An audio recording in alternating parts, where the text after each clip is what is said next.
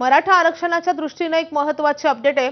मराठा उपसमितीची काल मुंबईत महत्त्वाची आढावा बैठक झाली आहे। शिंदे समितीने कामकाज सुरू केल्यापासून राज्यात 48 लाख कुणबी नोंदी आढळल्या आहेत आणि त्या आधारे 12 लाखांहून अधिक कुणबी प्रमाणपत्र वितरित करण्यात आली आहेत, अशी माहिती उपसमितीचे अध्यक्ष राधाकृष्ण विखे पाटील यांनी दिली आहे।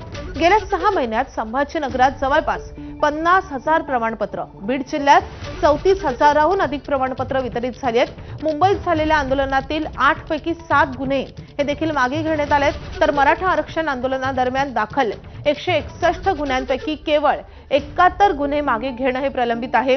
मराठा आरक्षण आणि हैदराबाद गॅझेटियरची अंमलबजावणी करणाऱ्या शासन निर्णयाविरुद्ध याचिकांचा आढावा घेत स्पेशल काउन्सिलची नियुक्ती केली जाणार आहे। सातारा गॅझेटियर लागू करण्याबाबत पुणे विभागीय आयुक्त यांना अहवाल सादर करण्याचे निर्देशही दिले जाणार आहेत।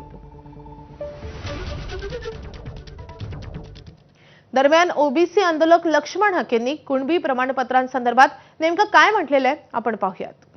मूळ ओबीसी, सामाजिक दृष्ट्या मागास ओबीसी, बलुतेदार अलुतेदार ओबीसी, भटक्या विमुक्त जाती जमातीमधला ओबीसी, तुम्ही झोपा काढा, तुमचं रिझर्वेशन संपलेलं आहे।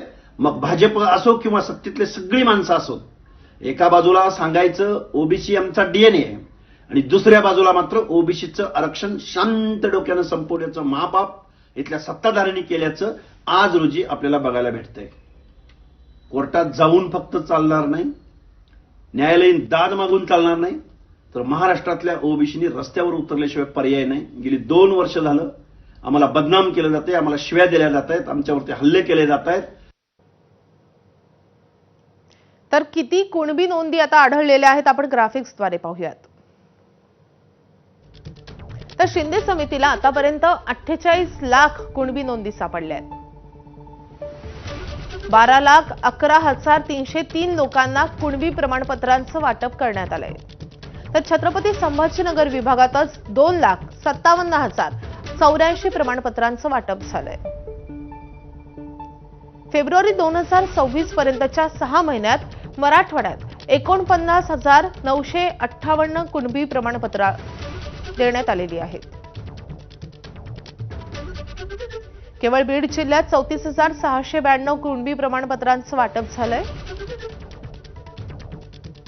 सातारा गॅझेटियर लागू करण्याबाबत पुणे विभागीय आयुक्तांकडे अहवाल मागवण्यात आलाय। तर मराठा आरक्षण आंदोलनातील 161 गुन्ह्यांपैकी 71 गुन्हे मागे घेणं हे सध्या प्रलंबित आहे।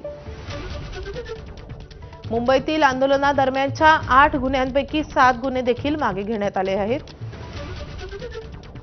तर उपसमितीचे अध्यक्ष राधाकृष्ण विखे पाटलांनी दिलेली ही सगळी माहिती आहे। आंदोलनादरम्यान मृत पावलेल्या 306 पैकी 275 व्यक्तींच्या वारसांना 10 लाखांचं अर्थसहाय्यही सरकारच्या वतीनं देण्यात आलंय। आंदोलनादरम्यान मरण पावलेल्यांच्या 21 वारसांना एसटी मध्ये नोकरी मिळाली आहे। तर एमआयडीसी, महावितरण, महापारेषण आणि महानिर्मितीमध्ये देखील त्यांना नोकऱ्या दिल्या जातील। मराठा विद्यार्थ्यांना शिष्यवृत्ती मिळत नसलेल्या अभ्यासक्रमांनाही शिष्यवृत्ती मिळणार आहे। तर मराठा समाजासंबंधी कामकाज करण्यासाठी स्वतंत्र कक्षही स्थापन केला जाईल। आरक्षण रद्द झाल्यानं नियुक्त रद्द झालेल्या जवळपास 1,553 उमेदवारांना नोकरीत कायम ठेवलं जाईल।